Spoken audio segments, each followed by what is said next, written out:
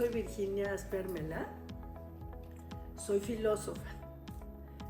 Llevo trabajando en la filosofía más de como 50 años. Y soy profesora de tiempo completo en la Universidad Panamericana en la Facultad de Filosofía.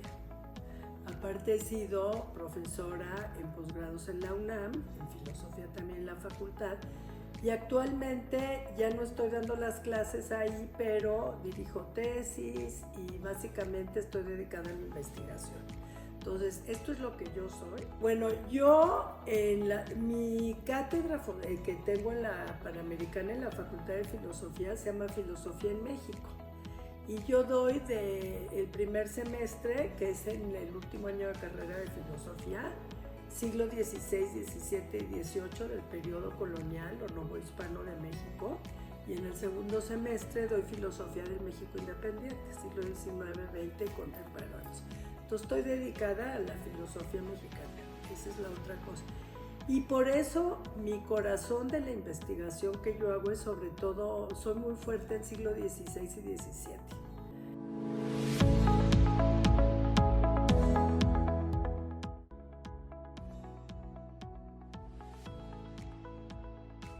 Muy bien, mira, la visión original es que esto surgió a partir de proyectos de investigación con CONACYT. CONACYT es el Consejo de Ciencia y Tecnología, Consejo Nacional de Ciencia y Tecnología de México. Y los académicos que formamos parte como investigadores del Sistema Nacional de Investigadores, podemos dirigir proyectos que CONACYT nos lo financia y a través de eso el financiamiento no es ni sueldo ni viajes, sino para que trabajes fortaleciendo estudiantes de la disciplina en la que tú estás, o ciencia, en mi caso filosofía. Entonces, al obtener, yo he dirigido 2 proyectos de CONACYT que te pueden durar 4 años o más. Al hacer eso, yo lo que me di cuenta es que estaban saliendo tesis muy robustas y muy valiosas sobre manuscritos mexicanos que se estaban trabajando filosóficamente, porque había mucho de estos de historia y de otros temas. Y entonces yo dije, tengo que empezar a publicar obra relevante de lo que estamos logrando hacer. Entonces el impulso fue el resultado de proyectos nacionales de investigación que nos financió CONACYT. Y posteriormente, como salió bueno el patrón, pues empezamos a recibir peticiones de autores o a buscar que algún texto específico se publicara ahí porque nos parecía relevante. Es un poco como empezó NUN. Yo fui de las fundadoras del NUN, junto con Luis Fernando Valdés, José Alberto Rossi y Pepe Medina. Entonces también fue un impulso de encauzar una investigación muy sólida y robusta, y finalmente se abren distintos sellos. Ahora NUN me está absorbiendo por el sello Novohispania.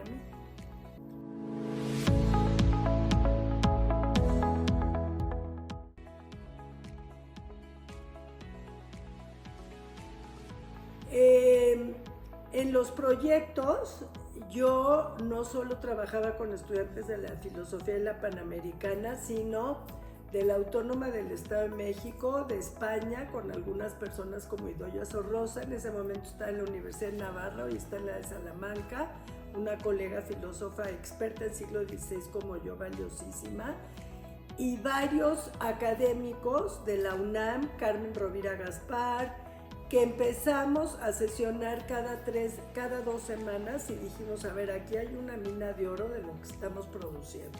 Y esto tiene que quedar un resultado para los estudiantes. Y al mismo tiempo, por mis proyectos CONACYT que te platiqué, estamos dirigiendo tesis de licenciatura, de maestría y doctorado, ahí los que yo dirigí el proyecto y los académicos que estaban conmigo como Carmen Rovira. Y entonces ahí surge la idea de que se vuelvan libros.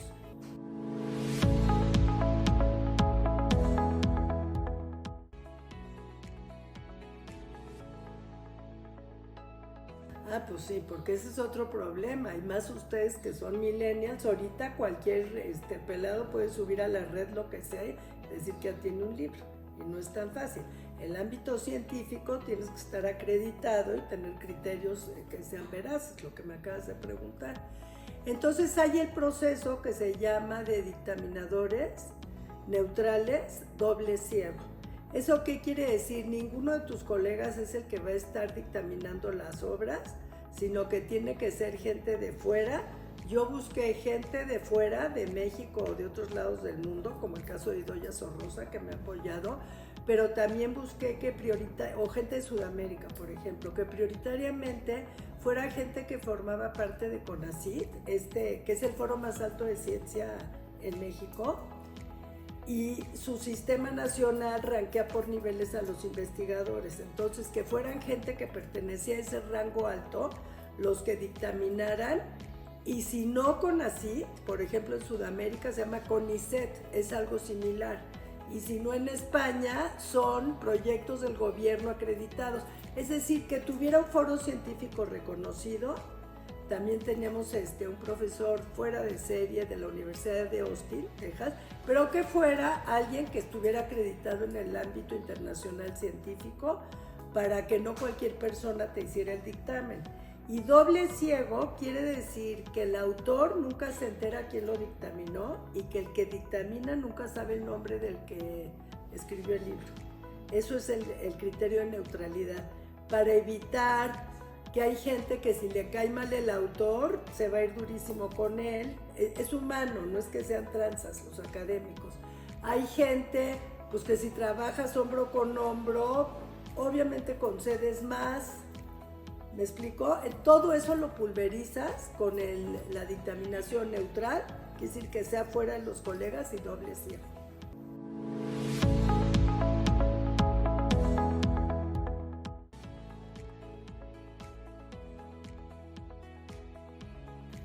Mira, ha influido mucho, pero el verdadero brinco yo creo que lo voy a dar ya aquí en te voy a decir por qué. Porque Porrúa empezó a hacer esto, que era lo primero digital que se empezaba a hacer de editoriales, y en ese sentido fue pionera, pero era algo muy menor, porque que te decían que cada libro que quieras te lo producen, como lo hace el editorial NUN, pero en ese momento te pedían que pidieras como 100, si no, no le costeaba el impresor, era un desastre. Entonces yo lo que hice en un momento dado fue invertirle dinero para tener muchos volúmenes, repartirlos en universidades, y sí ahí ya tienes diálogo con los colegas, porque si el libro ya está en la biblioteca y está en el archivo digital, Porrúa me amarraba en las manos, yo no podía pasarlo por archivo digital, tenía que ser impreso. Ahora se puede hacer de otra manera en muchas editoriales y seguramente va a ser el caso, aunque sigue con los derechos de autor y todo, ¿me entiendes?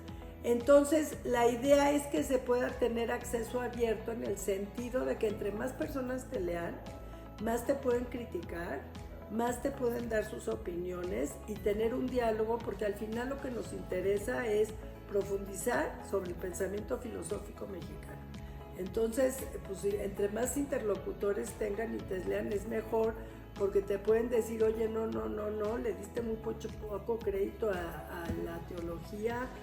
O yo, por ejemplo, soy aristotélica de formación y tiendo mucho a ver la parte racional y naturalista, no tanto la otra. Entonces, ese es un argumento que a mí me puede decir alguien, ¿me entiendes?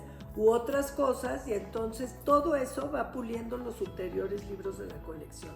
Vas haciendo un trabajo cada vez más óptimo.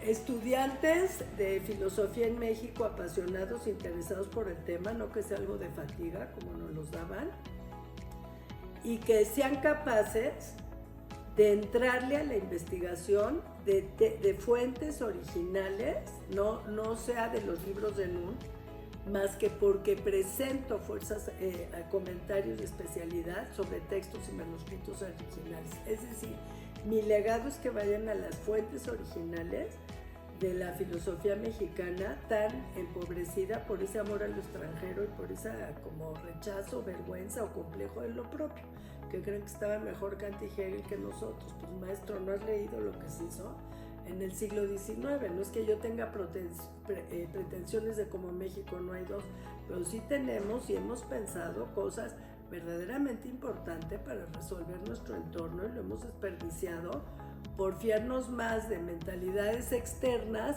pues, que no son tan pertinentes para mi país a veces.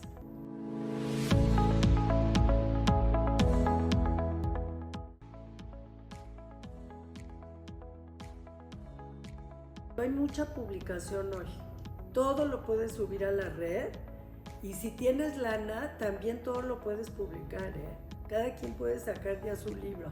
Entonces esto quiere ser académico, es un ejercicio muy académico que se quiere mantener en el ámbito filosófico.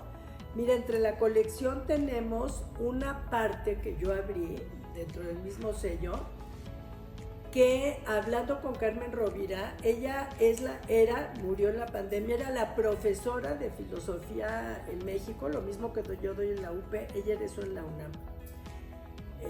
Grandísima, mucho más grande que yo voy a cumplir 72, o sea, acá yo ahorita tendría 100. Y ella hizo algo para potenciar la filosofía mexicana, pero ella del siglo XIX y de los primeros años del XX hizo una trilogía de libros en donde primero ponía la fuente, por ejemplo, José María Luis Mora, padre del liberalismo mexicano, y ponía algún texto de él, y en otro libro ponía análisis de esa fuente. Entonces era darle a los chavos los textos o a los profesores de esa materia y luego darles un criterio de alguien especializado para que ellos vean cómo se puede interpretar y ya lo hagan después ellos, ¿no? Entonces yo le pedí a Carmen Rovira si podía copiar el modelo y me dijo que sí, ella trabajaba todo el tiempo conmigo en estos proyectos de CONACYT y Carmen entró y fue muy exigente con nosotros en que lo hiciéramos bien y tenemos una trilogía, falta creo que siglo XVIII, porque ahí me detuve con Porrúa, me empezó a comentar José Alberto Rossi, me podrían absorber aquí, lo detuve. Creo que falta y si esto ya como se está concretando, inmediatamente entregaríamos el texto del 18. Pero son siglo XVI, todos los filósofos más relevantes que hubieron, texto completo, y en el volumen paralelo, especialistas interpretan el pensamiento de esos autores. Lo mismo en 17 y lo mismo 18. ¿Qué estás dando?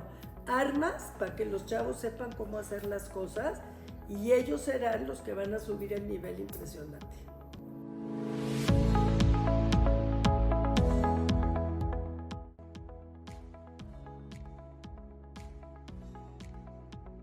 Yo creo que el sello Novohispanía tiene una impronta muy humanista, y humanista porque el fin es hacer filosofía mexicana, pero tú lo puedes hacer de muy distintas maneras. Si yo te dijera que su impronta es exclusivamente científica, mentiría, porque sería estrictamente filosófica, pero no estaría yo atendiendo a la historia y a las producciones culturales de ese tiempo. Y algo que aprendí con Carmen Rovira es que el método que usamos es historia de las ideas, historia de las mentalidades, historia de las tradiciones, para hacer filosofía posteriormente. El contexto para nosotros es clave. Entonces, si me dices dónde está ubicada, es un sello humanista. ¿Qué quiere decir eso? Que se concentra en una pluralidad de ciencias humanas y sociales, política, historia, no nada más es filosofía, la hago desde las premisas y concluyo, no maestro. Eso no, pues el chavo tiene que entender el contexto y qué mentalidades filosóficas se venían dando.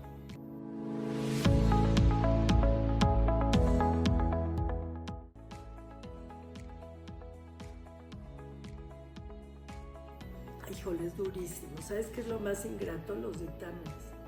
Es que ya tienes por fin el libro, ya te llegó alguien que hizo una investigación directa de archivo, brillante y que es algo a la vez que original, que no tiene pretensiones de novedad, que verdaderamente está haciendo un análisis serio, científico en ese sentido, ¿no? Esa es una de las prioridades que tenemos y que atiende al contexto y a la época y todo esto que te acabo de decir, evita anacronismos, etc. Ya lo lograste, ahora lo mandas dictaminar con estos especialistas.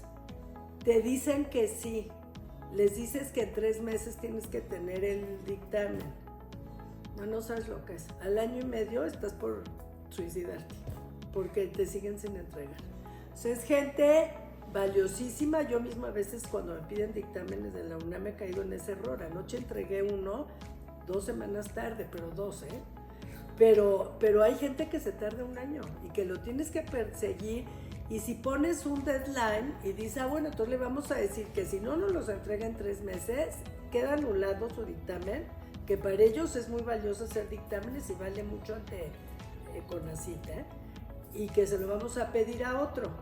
Ni es tan fácil que lo pidas a otro, pues lo estás pidiendo especialistas, pero pon tú que sí la logras, que yo sí lo he logrado, pero en ese otro te puede pasar lo mismo.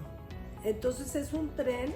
A mí me parece que el trabajo de los dictámenes es súper ingrato y luego muy, muy complicado porque la gente está ocupada, no cumple los tiempos y eso es un primer problema. Luego el otro es que muchas veces, yo eso ya no me pasa, pues tiene que ser durísimo al principio, como yo coordinadora del editorial, se molestan por los dictámenes del autor. Les digo, oye, me da mucha pena, pero esto es así y pues ni modo, si no lo corriges no sale adelante. Entonces tienes que batallar mucho con muchas emociones de los intelectuales, esa es otra. Y luego, pues es algo muy costoso, costosísimo. Entonces, y requiere mucho tiempo, la tarea editorial realmente es un trabajo de una altura excepcional, excepcional. Tienes que ser alguien verdaderamente con quehacer científico de redacción y con temple de acero para poder con estas cosas operativas y económicas que te acabo de mencionar.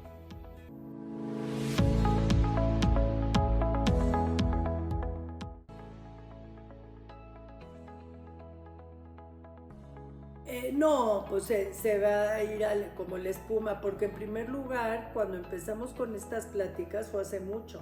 Todavía no era la pandemia, tú dirás. Y entonces algo que estaba yo metida hasta acá, con dictaminadores, lo dejé en stand-by, lo detuve, y hasta ahora voy a volver a impulsarlo. Pero aquí sí me voy a dedicar por completo a propiciar esto, porque yo ya soy muy grande de edad, y yo ya estoy contrarreloj en que el legado que yo quiera dejar, no por mi nombre, sino porque se robustezca la filosofía mexicana, la filosofía en México, más vale, me quedan 4 años de vida, en ese sentido, de vida, no quiere decir que voy a dejar la filosofía, pero de vida activa o 5, entonces sí le tengo que meter muchísimo.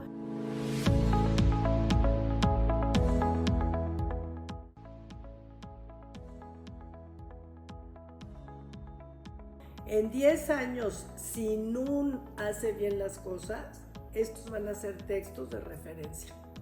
Porque es muy raro, yo trabajo mucho interpretaciones de esta época y pues casi todos siguen citando las mismas fuentes. Falta volver al trabajo de manuscrito y de archivo, que ese es el mérito de esta colección.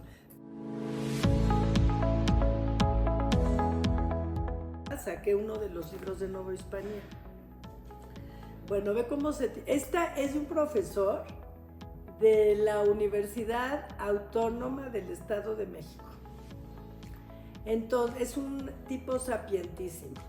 Fíjate nada más para que veas cómo yo quiero fortalecer a los chavos. El texto se titula Me llamo pero me dicen. Y son todos los sobrenombres, títulos honoríficos, abreviaturas de obras en el repertorio que hay de pensamiento novohispano. ¿Qué quiere decir eso? Cuando tú entras un manuscrito, de repente dice Ger. tú dices Ger y está el punto opuesto. Ni modo que sea gran enciclopedia real, no existía.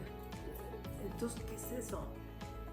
Es una labor titánica, al final acabó siendo Jean-Charles Gerson, pero imagínate lo que te tardas en encontrar este individuo, rector de la Universidad de París en el siglo XV. O sea, entonces, ¿por qué lo citan tanto? Este profesor de la Autónoma del Estado de México te da eso, todas las abreviaturas que él ha encontrado en los manuscritos, las pone aquí, te dice, imagínate el tiempo que yo me hubiera ahorrado, 2 años, Gerson, y entonces ya sabes por qué Bartolomé de las Casas está citando a este individuo y quién es.